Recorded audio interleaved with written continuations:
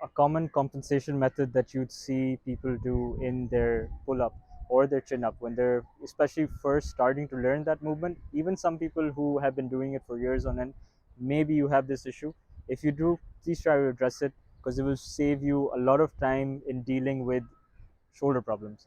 So, what happens is as they're trying to pull themselves up, they go into this elevated position in their scapula, and as they're completing the movement, that shoulder starts to roll forward slightly, and it's in that internally rotated position.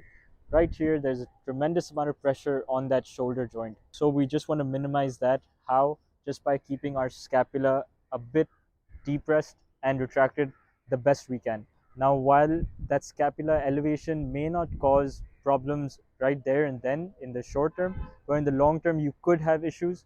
Better to make sure that we are just training with our long term health in mind, and especially for our shoulders, which we don't want to deal with long term. We want to make sure that they're nice and healthy throughout the duration of our training. Instead, you're going to want to try to make sure that you depress and retract that scapula all the way as you're pulling up, and keep that retracted and depressed throughout as you come down as well.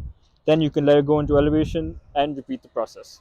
What other things can you do to just improve that scapular stability and that scapular strength?